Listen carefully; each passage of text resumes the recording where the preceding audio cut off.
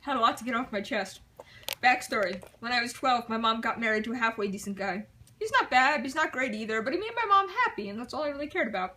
In fact, they cared so much about her happiness that I was willing to endure 6 years of living under the same roof as his self-obsessed, obnoxious, spoiled, bratty daughter, Amy.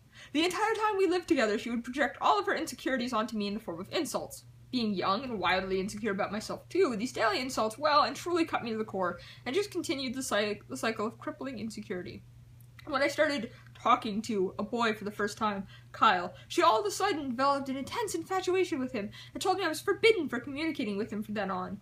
I was insecure, but I was not a pushover. When I didn't listen to her demand, she took it a step further and told Kyle I had ongoing relationships with several other boys. Untrue. Which she unfortunately believed. I was completely crushed. She then swooped in and took every opportunity to rub it in my face that she had won him, i.e. inviting him to birthday parties at home, inviting me out with only her to later reveal that I would be third wheeling on their date, making him compliment me and then gloating about how she had such a nice boyfriend, etc.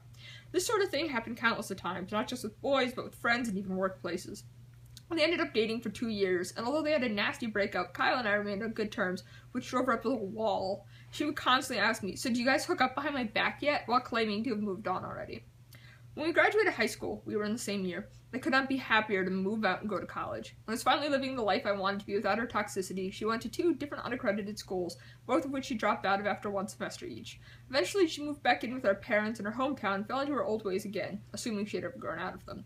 On the eve of her 19th birthday, she posted to Facebook about how her friends had given her a fake ID and raved about all of their plans to club hop for her birthday. Even though I live 500 miles away, she still had to find some way to rub it in my face that I'd be missing out on all the fun. I was invited to her birthday event page on Facebook, where she detailed all the extravagant and expensive things she planned to do for a special day. We're talking limo rental, VIP rooms at 2 of the biggest clubs in town, even some photographer guy to follow them around like paparazzi.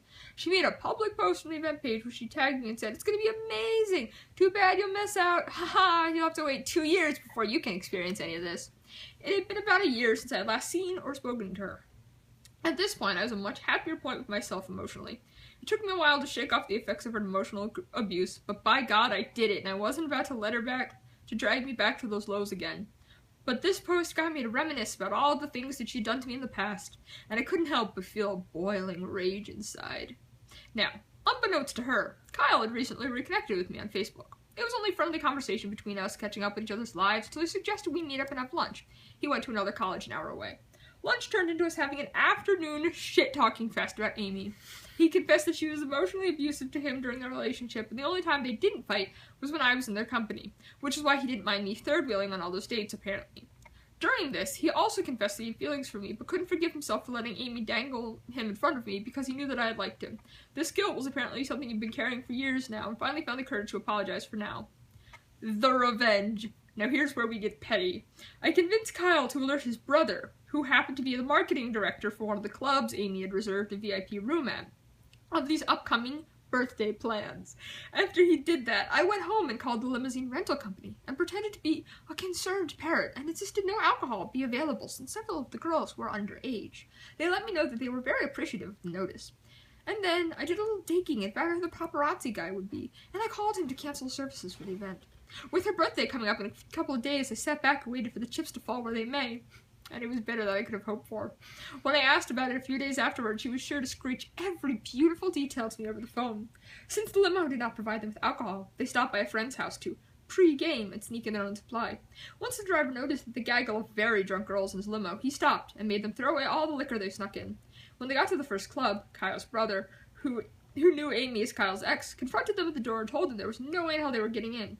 This was very upsetting to a group of drunk girls, and they all proceeded to make a huge scene, going so far as to show him Amy's fake ID to prove they were allowed in. Except the name on the ID wasn't hers. Kyle's brother, or ass-fucker, as Amy called him, had security forcibly remove them from the premises.